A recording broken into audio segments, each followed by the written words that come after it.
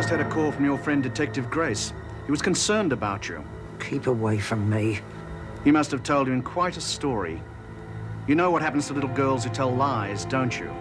You push just one more inch, and I'll kill you, Parker. I can run in here forever, but I just can't be pushed anymore. Haven't I been punished enough? Haven't I been punished enough? I think you better get Sister Hall. Joan Ferguson. My father mentioned you in his letters, but I hadn't realised you were living here. That's why I thought it was okay just to use my key and come on in. Oh, but of course. My house burned down a couple of weeks ago, and your father was kind enough to let me stay here until I found another place. I'm very glad you're here. I don't think I'd like to be alone tonight either. I may only be a trainee officer now, but I care about this job. And if any of you women get in my way, you won't know what hit you. Oh! Scary, isn't he? Parker said to tell you, you've got a second chance. Change your mind by midday tomorrow, or the daughter will get it. Lucky she turned up, aren't you?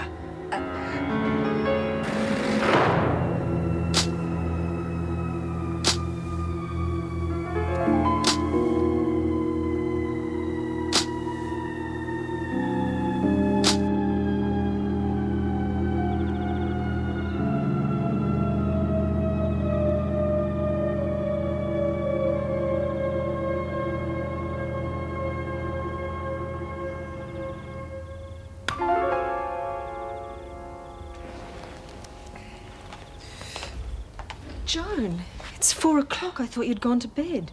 Oh, yeah, I was going to. I woke up here. Are you okay? Not really. Just came in for a glass of milk to help me sleep. Would you like one too? No, thanks. I think I might go to bed now. I should get at least 2 hours sleep before I go to work. What's the quickest way into town? I'm supposed to be at the solicitor's office at 9 to talk over Dad's will. Oh, but Jenny, you only just got here. I'm sure they wouldn't mind you putting it back a couple of days. Wish I could, but... Well, Ken, my brother, he's arriving this morning. I said I'd pick him up. Makes it easier if it's a round trip. Well, why not wait until he's here? Well, that way you'll have someone with you. I'd rather get the business out of the way. And we can just, I don't know, spend some time together, keep each other company. Might even help us understand one another now this has happened. You really should get some sleep. You look awfully uptight. Oh, no, I guess it's just everything catching up on me. Listen, I'll tell you what I'll do. I'll call in sick tomorrow and take the day off. And I'll come with you, sort of an on-the-spot street directory. Someone to talk to. What do you say? Oh, thanks, I'd like that. I can see why Dad liked you, Joan. You're nice.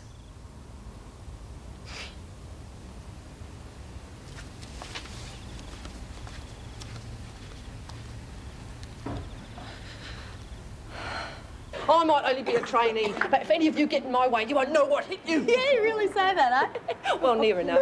Even Nance had a giggle. Trouble is, I went to bed and dreamt about the creep. Oh, yeah. Oh, I had the most wonderful dream about Jean-Marc, a Frenchman. He was wonderful.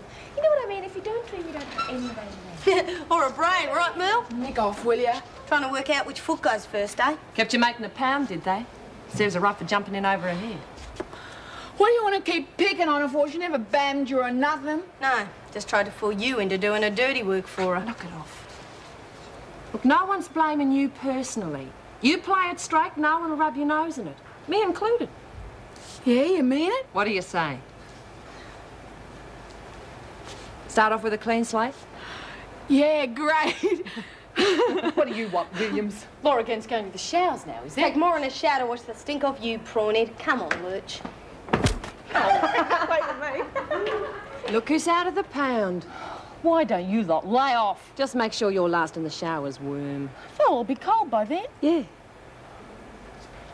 What's happened to Kath? Hey, did you hear what they said? Reet's not mad at me anymore. Yeah, I heard. Now answer me question, you big dummy. Don't call me that. Sorry. So what happened to her?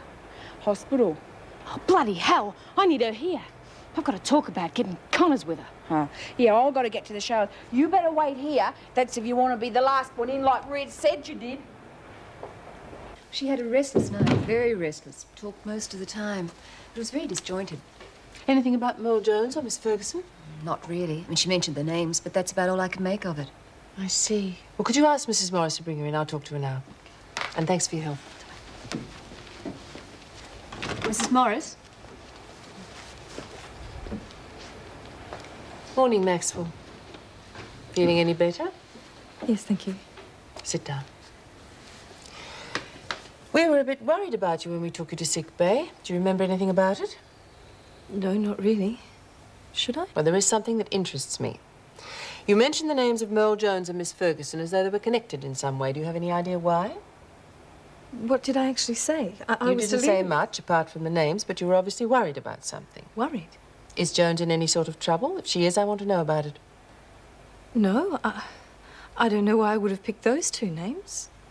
It must have been the mind playing tricks on me. Maxwell, if you let yourself get involved in the women's infighting, you're just going to make life in here much tougher. You're having enough trouble coping as it is. I'm fine, really. Did Sister Hall talk to you about going back to my cell? I feel better there, and Merle would like to see me too. Mrs. Morris will take you there now. Thank you, Mrs. Reynolds. Oh, just a minute. There's still the matter of the cocaine that was found in your cell. You'll lose visiting and phone call privileges for 2 weeks, and it'll also be mentioned on your report sheet when you're sent to trial. Anything else? No. Mrs. Morris? Let's go. Dad always loved this city. The history of it, I suppose. Certainly not its weather. No, he loves that too. Even when it stopped him from playing golf. Something wrong? No, I was just looking at those houses back there. I wouldn't mind owning one of them myself. It's that car, isn't it? The one that's been following us ever since we left Dad's place. Following us?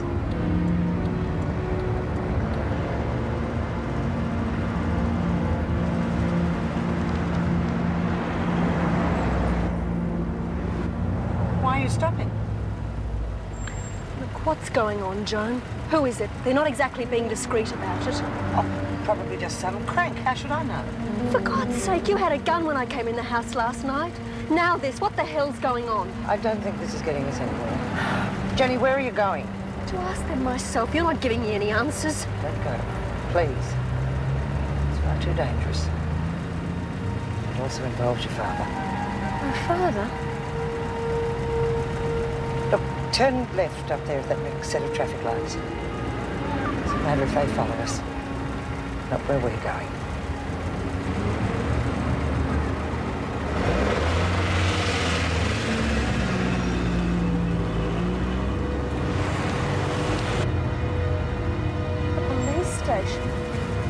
I don't understand.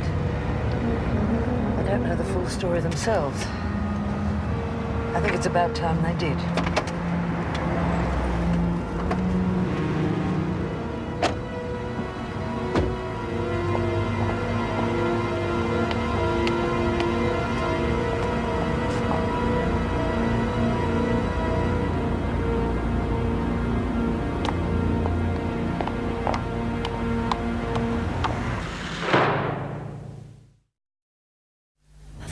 I had a right to know.